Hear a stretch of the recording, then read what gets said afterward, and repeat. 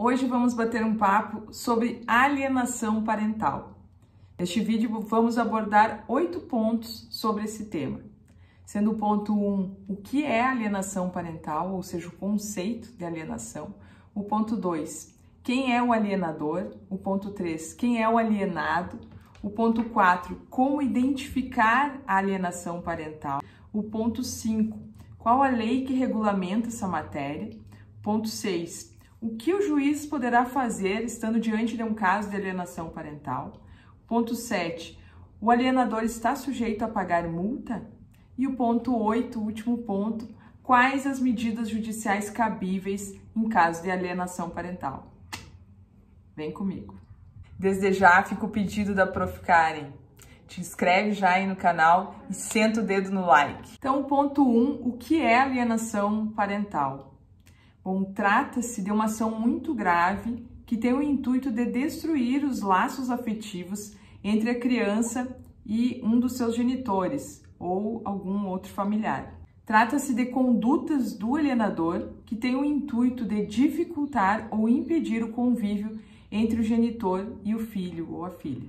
Existem variantes, mas na maioria das vezes ocorre quando o pai ou a mãe usa o filho para atingir de forma negativa o outro cônjuge. Ponto 2. Quem é o alienador? Geralmente o alienador vai ser o pai ou a mãe, mas pode ser também um outro familiar que tem essa criança ou adolescente sob a sua autoridade. Então, o alienador é quem pratica o ato de alienação parental. Ponto 3 da nossa conversa, quem é o alienado? O alienado é o genitor para quem as ofensas são dirigidas.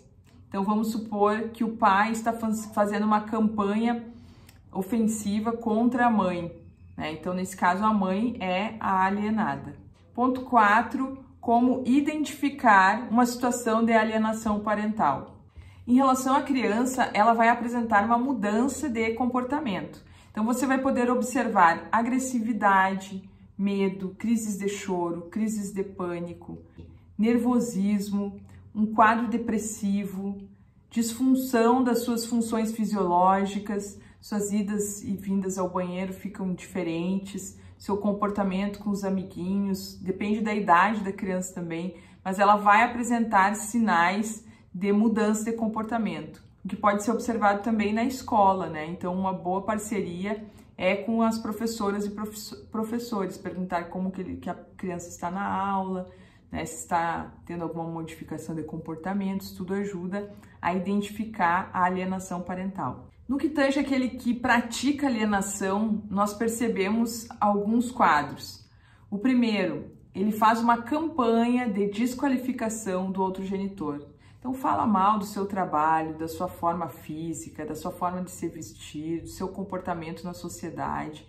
A segunda característica que o alienador comete é dificultar ou impedir o exercício da autoridade do outro genitor. A terceira característica das atitudes do alienador é que ele dificulta o convívio da criança ou adolescente com o genitor, né? As visitas, dificulta o contato por telefone, enfim, ele cria obstáculos para que exista esse vínculo e esse contato físico entre genitor e filho.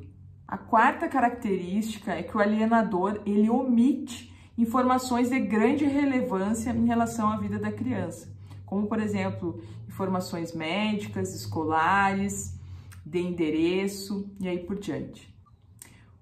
A quinta característica é que o alienador ele apresenta falsas testemunhas em relação ao genitor alienado, como, por exemplo, diz que ele está praticando abuso sexual, maus tratos, agressões, abandono, né, tanto em relação ao genitor quanto aos avós também. Então, há esse tipo de conduta também. E o sexto item é que o alienador ele muda de endereço sem nenhuma justificativa, simplesmente para dificultar o acesso da criança com o genitor.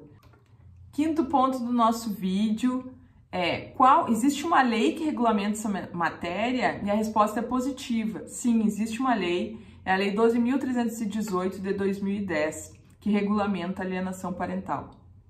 É importante mencionar aqui o artigo 3º da Lei 12.318, que fala o seguinte: a prática de ato de alienação parental fere o direito fundamental da criança ou do adolescente de convivência familiar saudável, prejudica a realização de afeto nas relações com o genitor e com o grupo familiar, constitui abuso moral contra a criança ou adolescente e descumprimento dos deveres inerentes à autoridade parental ou decorrentes de tutela ou guarda. Sexto ponto do nosso vídeo: o que o juiz poderá fazer quando houver indícios de alienação parental. Primeiro, ele pode determinar com urgência medidas provisórias necessárias para a preservação da integridade psicológica da criança ou adolescente. E o segundo ponto, que é muito importante, determinar perícia psicológica ou biopsicossocial. Ponto 7 do nosso vídeo: o alienador pode ser condenado a pagar multa? A resposta é positiva, sim. E aí vem o nosso ponto 8 do vídeo, que é quais são as medidas judiciais cabíveis.